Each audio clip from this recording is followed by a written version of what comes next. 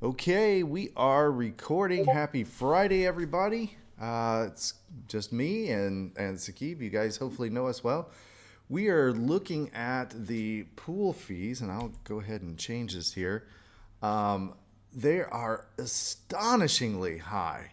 I've never actually seen pool fees this high in my entire life, and Sakib and I were discussing how we could possibly use the Lightning Network because we know that's one, extremely fast, and two, extremely cheap. And if the fees continue to be high like this, I can almost certainly guarantee you that there will become a mad rush to alternative networks to do transactions for Bitcoin. According to our calculations, it's going to cost a little over $300 to send out this week's payouts. So we're scratching and clawing, looking for alternatives. Sakib's, what are your thoughts? Yeah, if we use this current and the thing is we're on the native SegWit and it's almost like right now we might have to wait until the network is a little. We know that around this time is usually when the U.S. markets are open and fees are high both on Ethereum and on Bitcoin. I'm wondering if we should send it at a or during the Yeah, weekend. I agree with that totally, Sakib. I think we should wait until it's the morning our time when all the other markets are dead and asleep, and try it that time. Yeah. It's just ridiculous to pay $300 to send this week's payout. I mean, I I was a little bit kind of overwhelmed by the $75 last week, and the week previous, I had to pay an extra $125. But that's just absolutely ridiculous to spend $305 to send out this week's payments. And for those of you who are watching this AMA, I think I'm going to make an executive decision. I'm pretty frugal when it comes to money, and I just see this as a phenomenal waste. So if you guys don't mind, bear with us, and we will make the payouts. Saki, probably we should do this as part of the standard operating procedure. Is Yeah. maybe do it Saturday morning our time, which is like Friday evening everybody else's time, and that way just things are more reasonable, things are more in line with reality and not insane as they are now. And the good side to this, I guess, the positive side is that means we're getting more rewards for our mining efforts. And this is one of those, what Exactly. I call just an intangible, right? Everybody was asking, exactly how much are they going to make with this project and when are they going to get paid? And there's just so many moving pieces. There's so many moving parts.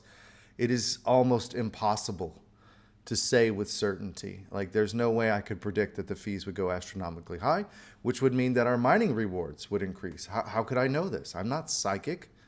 I'm not, Q Exactly. from Star Trek, even though he's one of my favorite characters from Star Trek. I mean, the only way to truly know these answers is to be Q, is to be omnipotent and be able to know past, present, and future and everything that's going to happen. And that's the only way I can answer those questions accurately. Um, and so it was kind of really, there were some times where it was really frustrating where I was doing my level best to give a clear answer, but the truth of the matter is there's so many moving parts, you can't. You honestly can't. And Exactly. I'm humble enough to say that I know enough about this industry to know that no one knows. We recently Yeah. just had another client sign with us, and he brought out this huge Excel spreadsheet. I mean, it must have been like thousands of fields, and he was trying to calculate everything. And by the time at the end of our meeting, I think his head was spinning around, like this because he also realized that this is floating point math, right? You're not dealing with fixed points and fixed values. It's everything is floating point, and it's all working together. Sometimes in waves that ebb and flow, and there's just no way to absolutely peg it. And again, proof is in the point right here. I'll go ahead and switch the screen up. We'll go to the home screen. Yeah, that's amazing. 250. I've never seen it that high, Sakib. Have you? No, Even in the the only last other bull time I run. remember seeing it. No, in the last bull run we didn't have this, but now that we have like ordinals and things like that, I'm seeing some really interesting things like the block reward, which is supposed to be 6.25.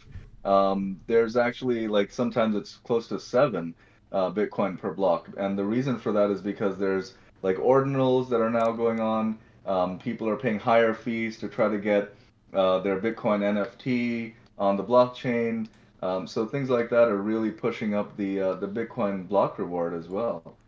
Okay, it looks like we just had a slight reduction, Yeah, but it's still nowhere close yeah, to where it needs to be, folks. It needs to no, be, maybe 80 sats a byte or yeah, something like that. So I'm going to make an executive decision. You guys can hate on me or not, but ultimately, I just want more Bitcoin in your wallets because that's what it's about.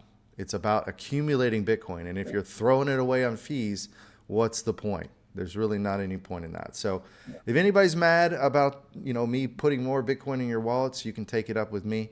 If not, you're welcome. Yeah, I mean, at the end of the day, it benefits you guys because if we send it now, you're gonna get less Bitcoin because you're gonna pay higher fees. But if we send it, let's say over this weekend, which is what we aim to do, tomorrow Within morning, 10 hours. Within 10 hours. Yeah. yeah. Okay. Nobody's And complaining. that's just a smart. Yeah. You Again, guys are not going to mint new fees when fees are like astronomically high. So it's yeah. kind of the same thing, Now is the You don't time to want to get rewarded. make Bitcoin and mining rewards. It's not the time to send it in transactions.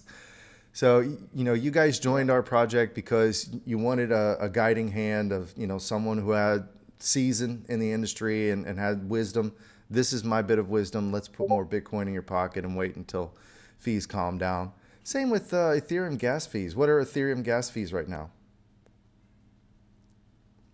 They must be really high. Let me just check real quick. I think we might have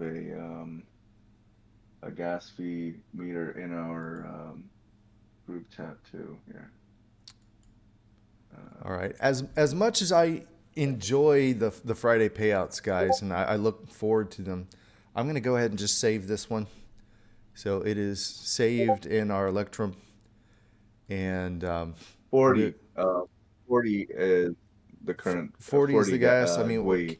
help me put that in perspective. So So basically, it's like double the gas of where the low is.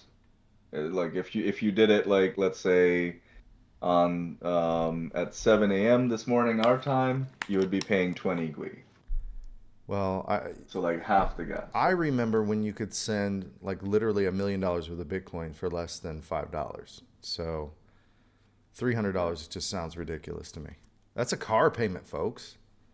That if you put Yeah. like 50% down on a new car these days and get a 5 year, 6 year loan, that's a car payment. Like, no way I'm going to spend a car payment on that. Like that's a phenomenal waste of Bitcoin. We're here to make Bitcoin, not lose it. Yeah. So, obviously the you guys have the payout sheet, so whatever Bitcoin, comes in until then, it will be added to the wallet and to your Oh, so that payout. means So that you'll be getting transaction that I just saved, I'll have to just go ahead and delete that because by the time we do the payout tomorrow morning, there'll be another 4 payouts. That's another thing I wanted to point out, guys, is there's still 4 payouts from mining that have not hit the wallet yet because they too were frozen by the high fees. So hopefully those 4 payments will come in and some other payments will come in and you guys will get even more BTC. But my apologies. Things are just, yeah, that 200 sats per byte, that's insane. It's ridiculous. If we put that in perspective of, let's say Bitcoin reaches 600K, well, let's just say it 10x's, right, from where it is now. So $370,000. so you That's $3,000 in $3,000 fees. for a payout. That's ridiculous. Yeah. And you guys are paying it. So I mean, that's Yeah, less Bitcoin I'm for you not, guys. So I'm gonna do the smart thing. You guys are gonna wait, be patient. Um, we're not gonna waste your Bitcoin. That's ridiculous. Speaking of yeah. payouts here, let's take a look at the dashboard on Foreman. Go ahead, bring this up.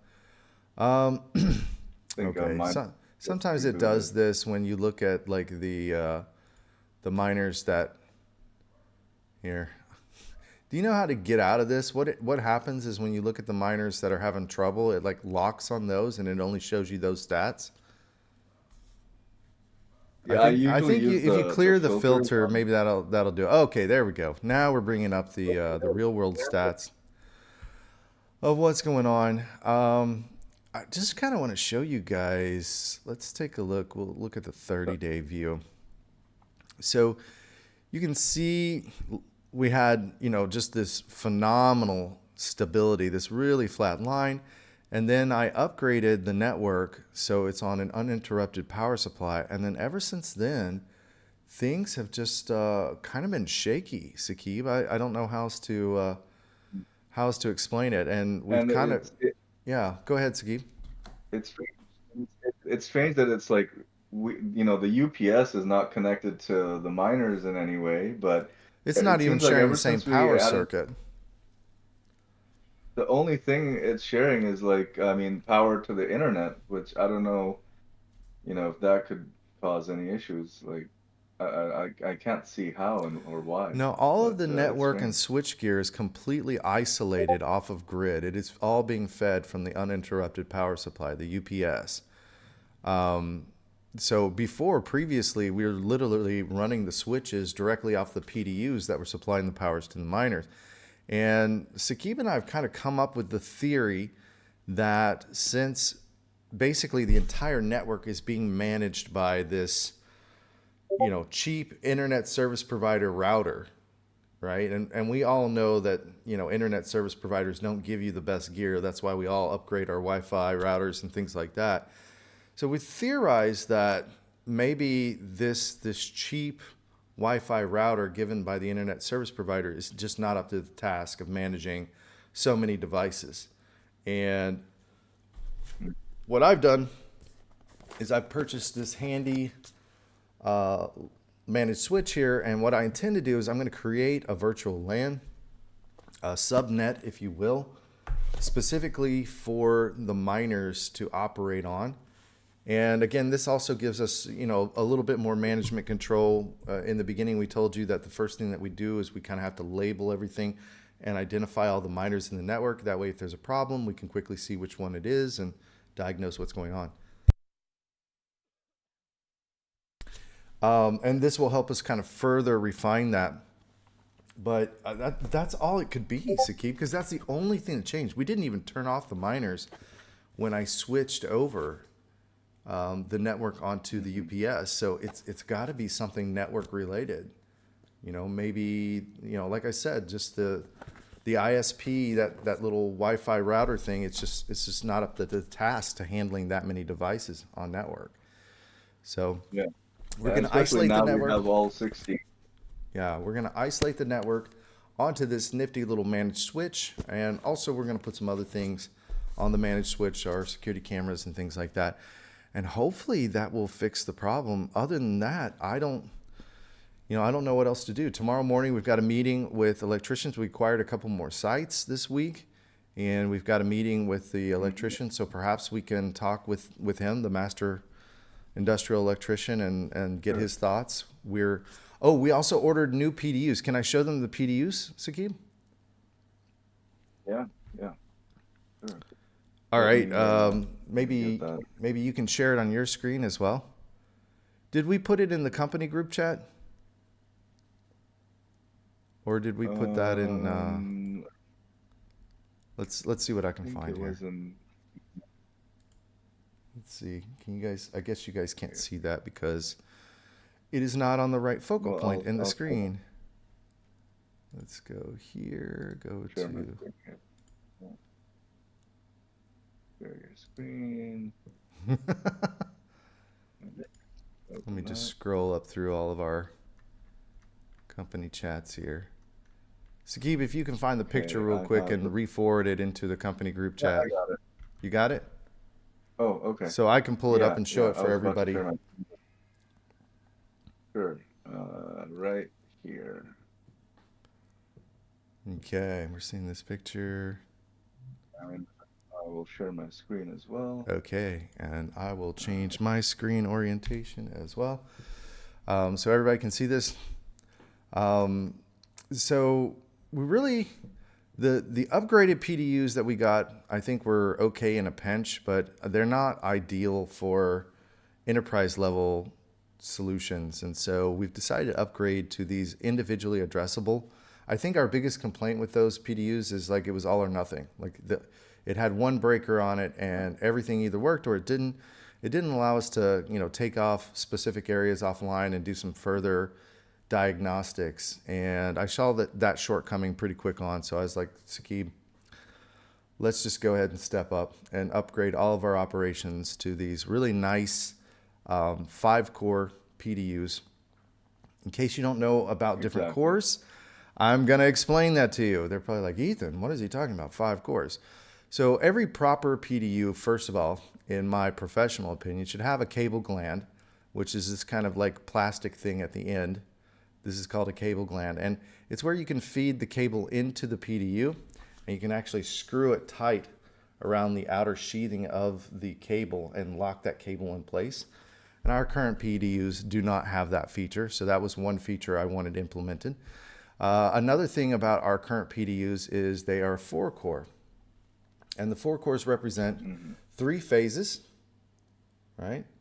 So you've got 3 phases, line, line, line, and then you've got a neutral, a return for all 3 phases. So you've got a single return for all the hot lines, all the electrical lines that go into the PDU. And I think in a pinch it can work, but it's not ideal. Ideal is you want to utilize a ground as well. So you want 3 lines, a neutral, and a ground. And specifically, you want a ground on this plug. So if we kind of zoom in, I don't know if I can zoom in on this or Yeah, the not, quality is and have the not that quality look great. good. But if you look on any kind of plug, you'll notice it has 3 points, right? So you have your line, your neutral, and then that middle point, which is usually longer than everything else, that is your ground. And in the mining space, the ground is important because if you get any kind of power overage, normally what would happen is that, a power spike overage would have to fight its way into the neutral, right, to get out of the system. But the ground is kind of like a back door. It's a redundancy that allow any kind of overvoltage to bleed out through the ground. And so it's important that we have that. And looking at some of the error codes that we're getting on the miners themselves, my gut feeling, and again, sometimes it just goes with years and years of experience, is that we're still not getting adequate ground. I mean, Sakib and I noticed an immediate difference when we grounded the shelves and we grounded the building, but we didn't actually get ground to the specific individual miners, and we want to provide that, and we think that will help make everything normal and stable again. What are your thoughts, Sakib? Yeah, I agree. There's a reason why professional setups have a 5 core, and they have that extra ground. And we noticed, like you said, as soon as we grounded the building and we grounded the structure, that our errors came down. But it's still going via the building. It's not a direct connection to ground for each of the miners. And what we really want is a direct connection to ground for each miner. And that should take off a lot of the power issues or power Any failures that kind of we've voltage had. spikes, any kind of voltage buildup, that should be a safe, redundancy or a backdoor for it to escape. And just like Sakib said, that's a good operations are done that way, and we want to ensure that we do best practices. Now, the Monopoly site, we didn't build this from day one. And also these other sites that we acquired, we also didn't build them from day one.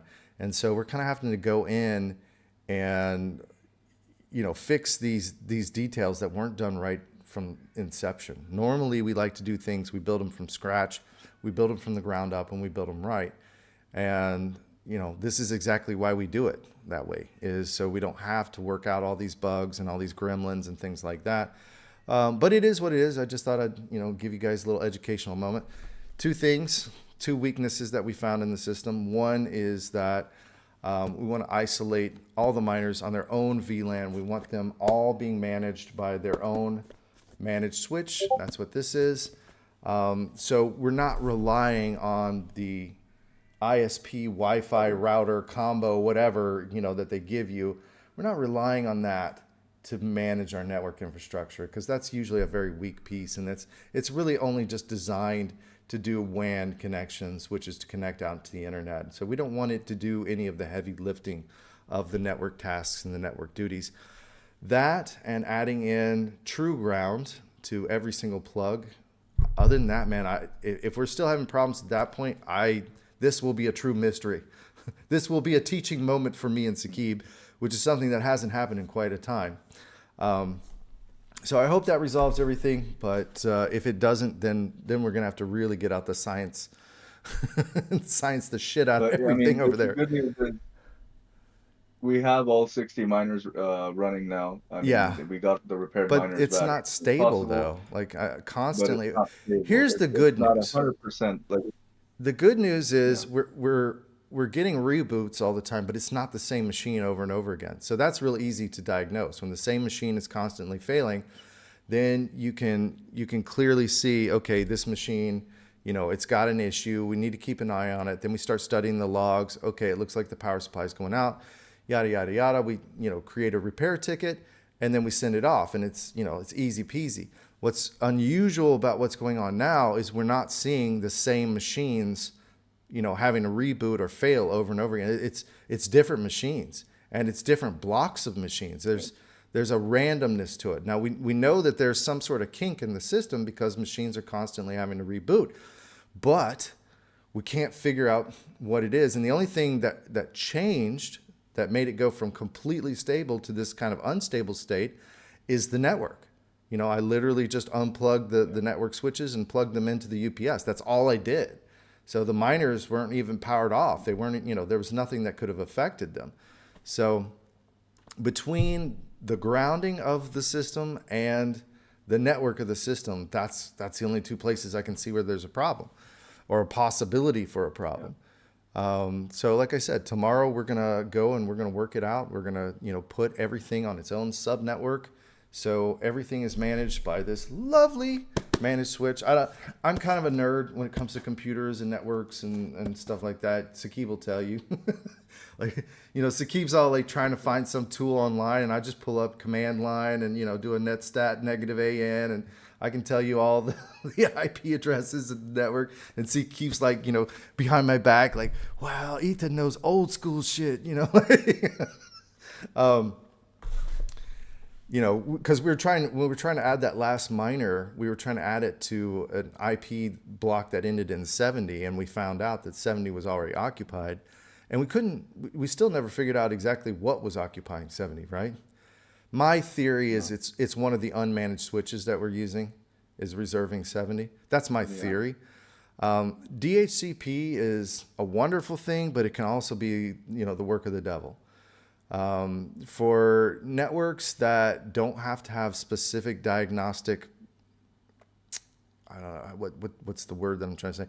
For networks that don't have to have nitty gritty diagnostics to them, DHCP is the way to go, man. Just DHCP everything and let the network figure itself out.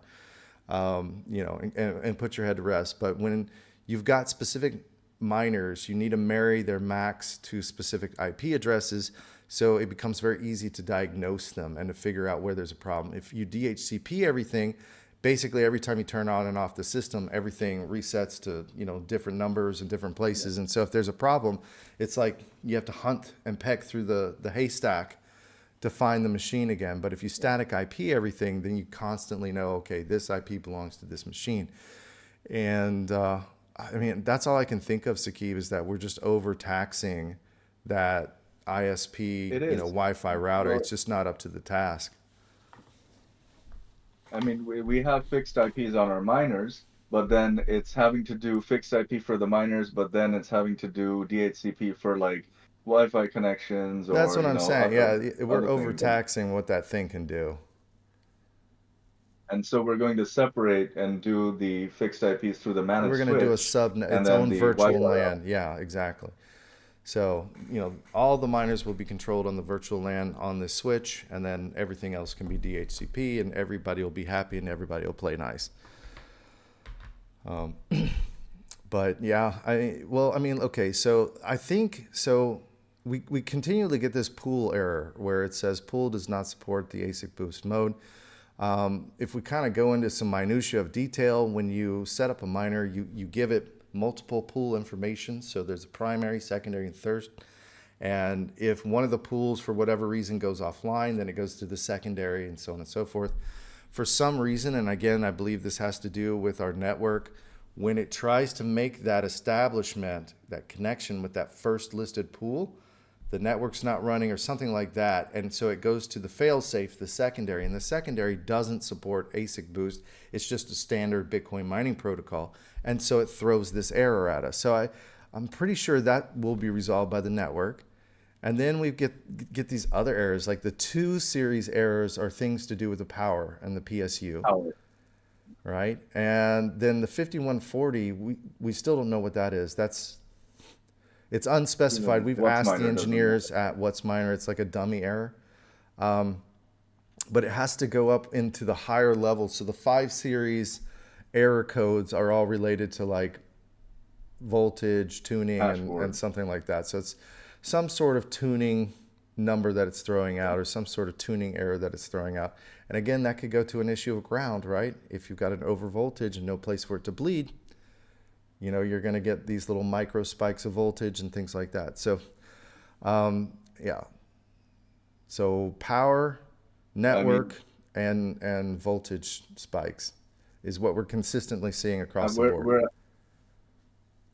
Exactly. Where I think we have really done well is in controlling the humidity.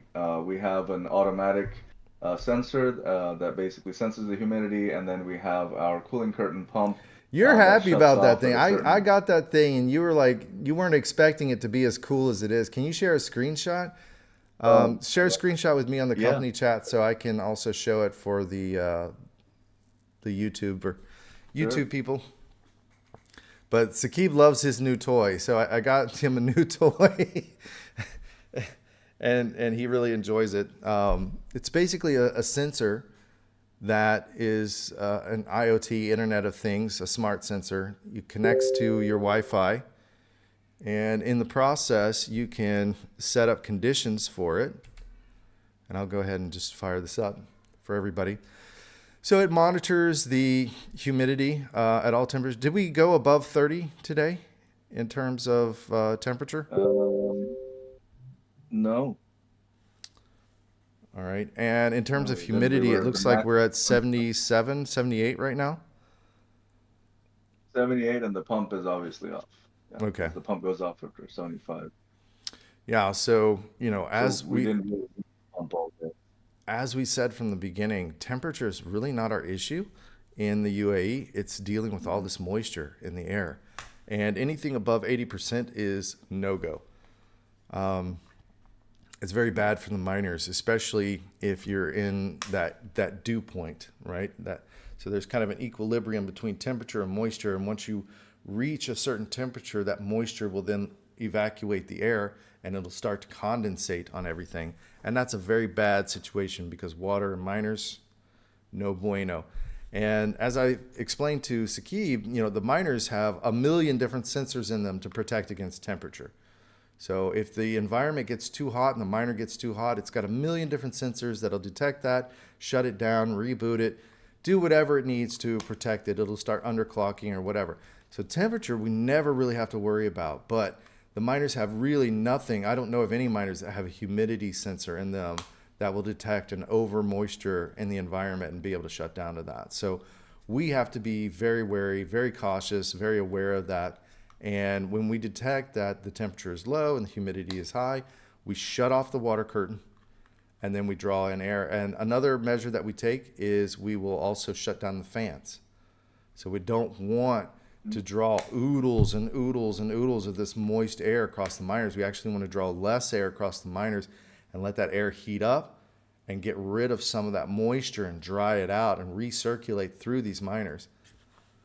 Because again, folks, the temperature of the miner There's a million different fail safes built in the miner to protect it against temperature, but there's nothing to protect it against humidity, and that's where we have to go in and we have to do the intervention. But as long as we stay underneath 80, did we ever go above 80 degrees or 80%, I should say? No, Yeah. So it not looks like really. during the Yeah, day we're in the especially 60s. now. Yeah, we're in the Mhm. 60s during the day. The highest we've gone today, right, is like right now at 78%.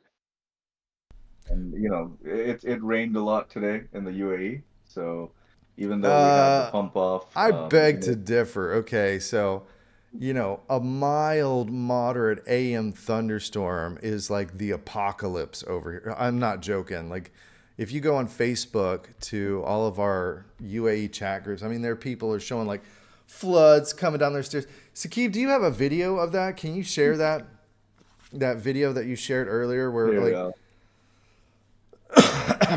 yeah, I mean, absolute pandemonium happens over here when just like an everyday thunderstorm where everybody else lives. Like over here, show the one where the guy kayaks across the road. oh my Uh, God. Arabian Ranches. Do you have that one? Can you show that? He keeps looking it up like he's got a big I'll smile. look for it. But yeah, I mean, it's utterly Dude, ridiculous. We had a lovely little mild thunderstorm. It wasn't a torrential downpour or anything like that. It was just a beautiful spring morning, pleasant shower with light thunder and lightning, and that's enough to just shut this entire place down. Like for everyone else, it's lovely weather to take a little stroll with the dog in the rain, maybe, maybe even smell the rain in the air or something. But for people over here, it is literally like the sky is falling and their homes start flooding and the roads get like a meter high of water and people start kayaking on it. It's crazy. Like, it's unbelievable. And here's another thing too, is it happens every year. Sakib, can you share the link or something so I can share it in the YouTube it's a video? private group. So Yeah, I it's have access okay. to the private group. Should I log into my Okay, Facebook okay, maybe cool. Yeah. and see Here, if I I'll can? share a few. Okay, here's what I'm So gonna do. that's So one link. I'm gonna switch screens here. I'm gonna log into my Facebook so everybody on YouTube land can see this. Just how ridiculous this gets over here. Yeah, it's a private group, but yeah, look at this door. It's just water falling down. I know you guys can't see it here in the Discord, but if you watch the YouTube, you'll be able to see this. Where's the other one here? Okay, yeah, Sakib's got another one. Um, is this the one with the guy? Okay, yeah, this is where the lady's porch, her drain wasn't working. Dude, I just noticed something. Someone look what happened on the road today here inside our community. A car fell in or something. Did it get? Do you see? Oh goodness gracious! Yes. So here's another artifact of just a gentle, normal storm. Like literally, where I come from in my whole life, the storm was absolutely nothing to write home about. I'm Oh, looking through some of these other posts, and all I keep Anya seeing shared are just lost cats and things like that. But Anya shared the video with me, so I will share it on my screen here right now. The one where, we got flooded last time. oh yeah, is that where they did Okay. the Will Smith? What was that movie that Will Smith did?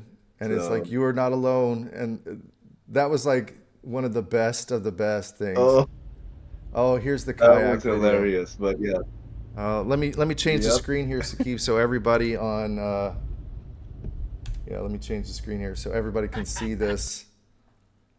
Yeah, but it's just absolutely crazy. It's absolutely insane. Just a very mild, gentle rain here causes absolute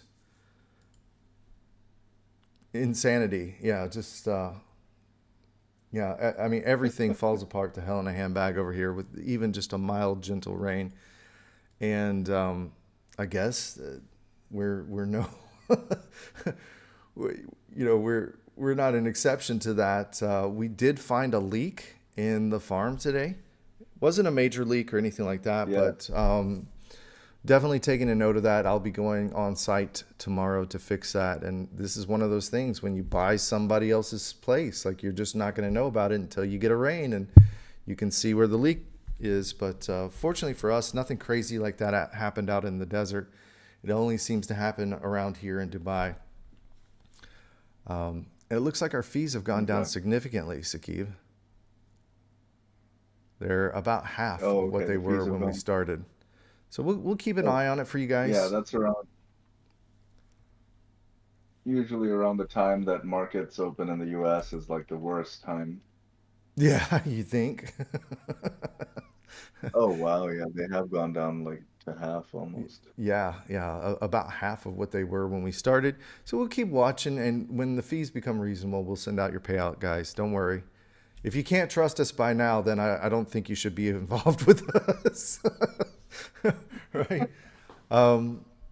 Funny Yeah. thing, Sakib, can you mention what happened with Summer Fire Hustle? Oh, okay. Well, she mentioned in our private group chat between you, me, and her. Mm-hmm. Hello, team. It's been a long while. Just want to congratulate you on the official closing of Phase 1 and all 5 tranches. I've covered and analyzed lots of mining projects. Mineopoly is the most sound project by a large margin and is definitely underrated. So that's what was sent to our internal group with her. And Mm-hmm. then she sent me a private message. Said, "Hey, Sakib, wanted to get the conversation started again about getting my miners shipped to you for hosting. Still a bit of time." It's funny Yeah, I how don't. you only get a compliment when you need something, right? Um, Right. Interesting, very interesting, very interesting. Yeah, as I've said in the past few AMAs, me personally, I just kind of want to wash my hands of the whole space. I live in kind of a different planet than everybody else. I guess I live on planet Ethan, and on planet Ethan, there's just no clowns. Ethan's funny as hell on planet Ethan, but there's just no clowns. There's no room for clowns on planet Ethan, and yeah, I never liked circuses even as a child. Right? Most people go to the Hmm. circus when they were a kid. Did you ever go to a circus, Sakib? I did. I went to the Ringling Brothers Circus Right? and, And did you some did Swap you Shop like it? Did you circuses. enjoy it? What were your thoughts? It was, I mean, it was like the same thing over. I mean, the first time it might have been interesting, but then after that, it's the same stuff over and over again. I really didn't like it, although my dad used to take me like almost every week to like the Swap Shop Ringling Circus, or the circus that we had in Florida. Uh Uh, huh. yeah, it was like a free whatever, and I was really bored of it after the first second It had time. nothing to do with boredom to me. I could just tell that the animals were distressed, and I didn't like to see Oh yeah, the animals distressed and unhappy and being forced to do things that they clearly their body language to me looked like they were uncomfortable doing, or afraid or intimidated into doing, and it just made me feel really bad. Just made me feel really crummy. Like, why do people find this suffering entertainment? And that's why I completely didn't enjoy it at all. And so, yeah, there and on planet Ethan, there are no rooms for clowns or circuses. Only true, genuine, caring, heartfelt people that think about more than just themselves, think about others, yeah. that want to further humanity and not just further their own self interests. So that's the kind of world that I live in, and that's why I have to kind of wash my hands of spaces that aren't like that. And that's another reason why I kind of like mining is I don't want to say it's introverted, but it can be a very introverted Well, activity. you deal with a lot less people in mining than in any other Oh business. yeah, You know, absolutely. I mean, like I can think of no industry where you can literally handle hundreds of millions of dollars and only interact with maybe 4 or 5 people. Like to get to that yeah, level normally, an enterprise scale or something like that, I mean, you've got to interact with teams and teams of people, hundreds of people. But the mining industry is the only industry I know of where somebody can just drop 100 million in your lap, and it's just you and 3 other people. That's it. So yeah, I guess. machines doing all the work. So, Well, it's more than that. It's just the nature of the business. So people who've been in the mining space, that way back in the day, 10 years ago, were earning 100 bitcoins a day. They literally have yeah. 100 million worth of bitcoins that they can just drop down, and they themselves, I guess, Hmm. would be safe to assume or safe to say that they're introverted as well. So they don't like dealing with lots of people Yeah. either, and so it's a very unique space where you have the ability to Hmm. do something like that. Suits me just fine. I'm not complaining. Not complaining at Yeah. all. I've got the best job in the world. I get to wake up whenever I want to, which is really bizarre because I could sleep until 10 a.m. every morning if I wanted to. But for some reason, I keep waking up at like 6:45, 7 a.m. And that's just when my body gets up. Yeah. And I don't try to fight it. So I get up, I do my exercise, I do my meditation, whatever. But it's the only lifestyle I know of where I can wake up whenever I want to. And then when I go into work, I get to be with my best friend all day. And we get to cut up and make jokes. And it's another job too where I get to find mysteries. Like this whole, Hmm. I was certain that upgrading all the network infrastructure to the UPS would be a good thing, but it's created like these little Yeah. gremlins that we're trying to chase down, trying to figure out like why did just changing the network power supply completely make everything unstable? Like that doesn't make sense to us. It defies logic.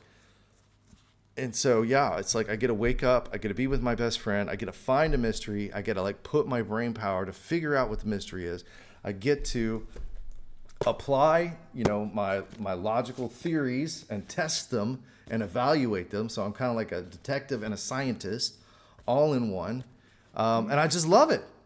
I wouldn't trade it for Yeah. anything else. To be honest with you, it's like my perfect dream life come true for me. Yeah. I love all the technical stuff. Like I just, yeah, mining. Well, we I got mean, you on trade everything now, about though, mining. right? So Sakib and I had a meeting. What was it yesterday? Where Sakib's going to tackle all the tradesmen, right? So Yeah. we Yeah. acquired these new facilities, and of course they need our TLC and they need to be brought up to our standard. And so I'm like, Sakib, you tackle all the tradesmen, so all the carpenters, all the tile layers, all the guys that need to come in and do all these things. You take care of them, you handle them, and then I'm going to handle all the technical. So all the engineers, the electricians, getting together the network, figuring all those things out. I'm going to handle that, and like we were just able to like conquer and divide. I love it. Like I wouldn't trade it for the Yeah. world. Yeah. Me too. But Yeah. next time I'm going to do trades But and you're at going to the do end of the day, technical. it's still mine. All right? So Okay. we're going Cool. to Cool. kind I of like mean, at the end of the day, we'll change it up. Yeah. yeah, we're going to Exactly. change it up. Um, but I mean, what I love is like every second, I can see what's going on with the miners. We can do remote actions from here. It's just it's awesome, man. I love it. Yeah, and just in the course of All our the technical conversation, stuff. it looks like we've had a couple more machines go into a reboot, and I'm not seeing. It's just random machines. There's not one in particular that's failing. It's just they're randomly popping in and out.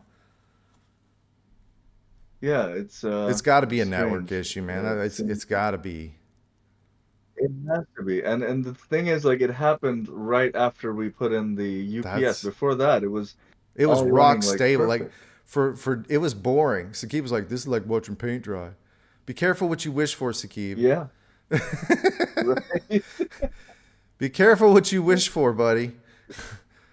Sakib, Yeah. Sakib, he manifested his boredom into the universe, and now we're like, "What the hell's going on?" We'll get it worked out, guys. So tomorrow we're probably going to be taking We off the will. site offline while I overhaul the the network to a virtual network network. and get all that set up. And it probably won't be down for too long, maybe an hour or two tops. As always, I try to stage everything so it's, you know, minimally down. But hopefully, yeah, hopefully things will work much better after I get that sorted out. And if it doesn't, then we're really going to have, you know, a head scratcher because there's just nothing obvious that's Yeah. flawed.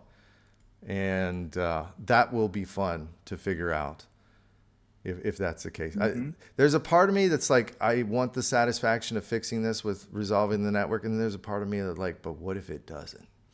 What are you going to do What if then? it doesn't? What do you do? I'm I'm thinking if it doesn't, we'll try it without the UPS just to see like if it fixes the Are problem. you thinking maybe the UPS is And then introducing some sort of noise into the network gear and that's the making only it? But it's a UPS, man. Like that, it should be the yeah, cleanest power on earth. Like it's literally like overly right? regulated to be super smooth and filtered. Exactly. Unless, you know what, we That's could the have a head. defective UPS. It's That possible. that could be a possibility. Stay tuned till next week, guys. Stay tuned till next week. We'll know Right. more. It could be very possible that fresh from the factory, we got a defective UPS and it's introducing noise in the line, creating packet instability in the network and throwing all these weird codes. That could be it. Stay tuned. We will find out. Or it could be just We will that. find out. Yeah. Okay, what does Andre The say? network. Okay. Yeah. My guess is that because here's the thing is we had these instabilities before and then we shut down for 2 days when we did the tiling and everything like that. And then when we powered back on and we powered everything at the same time, the switches, the internet router, everything at the same time via DHCP, and then it was able to configure and everything was able to lock in correctly. And then we had the most stable running that we'd ever had. And then when I pulled Hmm. the power on those switches and plugged them back in, powered by the UPS, that's when all of a sudden we started getting the instabilities all over again. So my thoughts are that it must be that, you know, when everything configured all at once, it configured homogeneously, but when things got disconnected and then had to reintegrate, it just couldn't handle it. Or it could be Right. noise. That's kind of what Could I'm be thinking. noise. But if it was noise, we would see Either one. other issues. Like when we do our speed True. test, did we see any drops in that? Did we see? No. I mean, I can do a speed test right now. Yeah, throw a speed test real Um, quick for Sakib, and let's see what pulls up here. Let me Specifically, we're looking for the upload fast. speeds, right? Yep. Because That's the the most download speeds are important. I kind know of where irrelevant. Yeah, it's what we send out to the network that actually earns money. It's not what we receive, it's what we send. Um, can you share your screen, Sakib? yeah, sure. Yes, It's you got to share your screen so we can see it.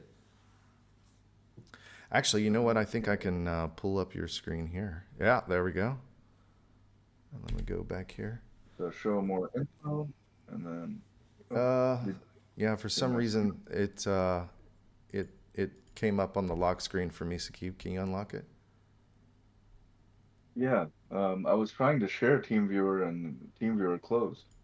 Oh, I okay. Well, wonder if that's it's why like the a lock security. screen came up. You don't need to share anything. I'm recording it on the YouTube video. Okay. Okay. Cool. Yeah, as a matter I'll of just fact. connect it, and then so you'll be able to get in. Yeah, just connect up, and Yeah. for some reason, when Sakib is logged into the account, I cannot remote desktop into it. There we Okay. go. It's There we go. unlocked. So what do? We keep current password or whatever? We'll just do that. Okay, I'm going to go ahead and run another test.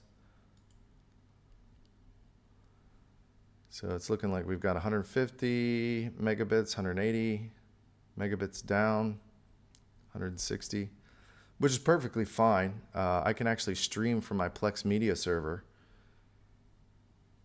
Mm-hmm. to this remote site, and then Let's see up. what upload is. What, 6, which is a That's lot low, lower than it dude. was before. I remember. That is really low. That's low because I was consistently getting That's above 15. hmm, That's interesting. 8, There we go. 800. 9. That's more like it. 10. It's still like Well, taking a here's the while thing for it though to get about up. these speed tests is you have to do like you can't just do a snapshot. You have to really like Right. average them out over time. Yeah, let me go to speedtest.net. Because the thing is you could have just gotten a bum connection with the server at that time. True. True. So, Speedtest.net does like a local connects to well, like a so does local. fast.com. I mean, fast.com connects to Netflix. Okay. Okay, so yeah, just kind of do multiple tests. So we're looking at 190. Let's see what speed test says. Again, our download speed, that's not really what I'm worried about. It's the upload speed. So There we yeah. go. Okay. There we So go. upload. We're still on the low side Yeah. though. Yeah. Much lower than we were before. It's like Well, we're, almost like 15, 20 is where I would expect things to be. Let me change the server. mhm, Let's go sure. to, we don't want to do Eddie Salah Abu Dhabi. Oops. Why did it do that? That's weird. Let's scroll down. Let's do Dubai.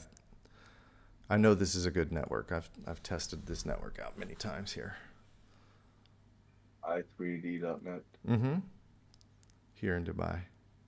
Mm, okay. And again, the download speed, not really anything we're concerned about. It's that upload speed, but also look at the line here. That's one of the things that I like about speed test is it kind of shows. See how we got that jump and that spike. So what we're Yep. looking for is smoothness in the line, and that's interesting. Mm, Um, yeah, we're still on the low side. It's plenty of bandwidth, guys, for the mining that we're doing. I mean, we only need like a half a megabit to do the mining that we're doing, mhm. but it is still low. And again, I think isolating the router so it's not doing all the IP table routing. All it's doing is just Yeah. focusing on staying with the internet, and we let all the heavy lifting being done by the switch. I think that will solve this, or at least make things perform better. Um, we definitely will find out. That's what I'm saying. I love I love mysteries. Life gets really boring when there's no mysteries to solve, right?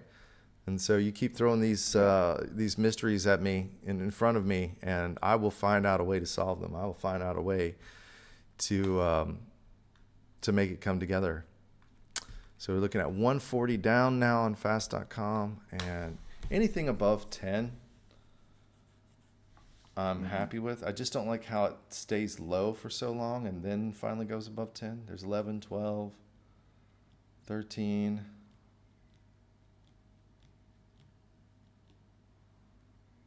I'll put it this way. There's room for improvement, but everything's working well within spec. So we'll see if we can get Okay. it improved. Improved. And then we've got Hmm. the local dashboard. Oh, this is my favorite tool though, is the What's Miner tool because it gives us real time Wow, I love that as well. information here. Love And that. it's saying everything's up. Well, okay, wait a minute. We've got three that have been rebooted and that are tuning. Did you just close that, Oh, Sakib? sorry. No, no, I didn't close it. I just brought up my team viewer to see what you were doing. Okay, But because okay. it just closed all of a Yeah. sudden. And yeah, sometimes when Sakib and I are remoting into the same computer, like we'll fight each other, and then I'll have to open up Notepad. I'm like, "Hey, dude, I'm here," and he's like, "Oh, I couldn't see it." Um, so that's kind of a fun thing we do too, guys, is that we remote in. Yeah, so it looks like we've got three that are in the tuning phase. I'm not seeing any discernible pattern. So I'm not Yeah. consistently seeing the same one, but look at all these errors, guys. Like we definitely should should not be seeing these errors. Look at this one. This one's got like an error list a mile Yeah. long. It's a miracle this thing's even running. Look at all those errors. Right. 217, 264, 265, 260. It just went through the list. As I said, the 200 series errors are all related towards power. So we'll definitely keep a close eye on this, but it's been running stable all day, right, Ski? It's at 120. I mean, locked But in it's been almost. running all day long at 4 days. 120. Like it hasn't stopped or rebooted or anything despite all those errors. So something weird is going on. Yeah. No. Normally, if I saw a miner with that many errors, it would be dead and a repair ticket would be taking care of it right now. The simple fact that this has continued running for Yeah. an entire day, it's been up one day, and it's over hashing above spec. That's telling me that Hmm. there's something else going on in the system. That these errors are maybe not what they seem. But like I said, folks, that's what we love about our job. Here's something that's interesting, Sakib. Have you noticed that many of them are using the secondary pool and not the primary pool? If we look at the active pools, we've got multiple machines right now that are using the secondary pool and not the primary. Can you see that, Sakib? Looks like maybe I scared Sakib off. Okay, so here's another artifact that supports my theory that there's something amiss with the network, because we've got all these machines that are using the secondary pool as their active pool and not the primary. You see that, Sakib? Yeah. It looks like these have been recently rebooted, but no, But no, we need they to should reboot always go them. to the primary pool first. They shouldn't go to the secondary. Yeah, we need to reboot them Well, so they that they just go into rebooted. the. They That's just probably rebooted. why. But why? Yeah, why didn't they immediately go to the primary pool when they rebooted? They tried to go to the primary pool and then they went to the secondary pool. Now I can see one that just tuned in the primary pool. But again, all of this is my instinct. It's screaming some sort of network problem, some sort of network issue. So we're gonna get it resolved. We're gonna get it fixed, and I will give you guys a full report next week. But from there, Hmm. also, I want to describe, I want to talk about Roop and his project and what is it, Cobra Mining, I think. Cobra, Cobra mining, I think. Let me check. Um, yeah, I believe it's Cobra. Hold on. Free Just parking. Cobra. We'll talk Yeah, about Cobra Roop, mining. yeah, Yep. Cobra Mining and Cobra Mining Club. All right, the whole idea of clubs, like the Badger Mining Club, the Cobra Mining Club, like it's hard for me to think of this business as like a club. But we'll talk about that. We'll do a deep dive into mining as a service and what that is. What's different between mining as a service or computing as a service versus hosting? What's the major difference? And I'll give you guys a precursor to that so you can do a little homework. I want you to study the difference between Plex Media Server and Netflix.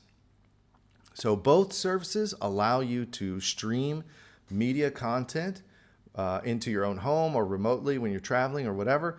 But one service, Netflix, everything is self-contained, meaning that you don't have to do anything with the service. You just simply create an account, pay the fee, and log in, and then you have access to all this content. But you don't have any control over the content, right? So you're beholden to Netflix, and you don't have any control over the pricing. Because recently I just got a notification from Netflix that my service or the tier of service that I'm buying, it went up in price again. I remember originally when I was paying like $5 a month for Netflix. And now I'm paying something on the order of like $23 a month for Netflix. And Wow. over a, I want to say, not even 10-year span, an 8-year span, that's that's a significant increase. That's like a Four, five-fold five. increase that I've had absolutely no control over. And that is tantamount to minor hosting. You're living under those same rules, that same situation. And conversely, if we look at Plex, which I've also had just as long as I've had my Netflix account, first I didn't pay for it for I don't know, like 6, 7, 8 years. I never paid a penny for it. I used it absolutely free, and it wasn't after until like it had earned my respect that I actually paid the lifetime membership. I paid a one-time fee of $99, and after 8 years of solid service, I felt like the team that developed Plex, that they truly deserved that, and so now I'm a lifetime member.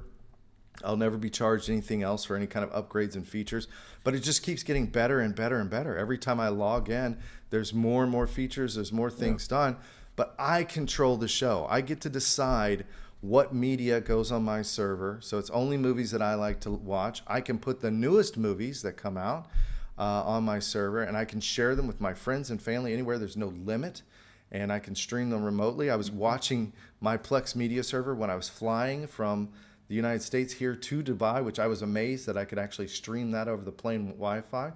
But you can't stream Hmm. Netflix on a plane because they block it. They block all the streaming Yeah. services, but my Plex, I could actually stream. And so there's some very distinct differences. They look superficially on the outside, they look the same.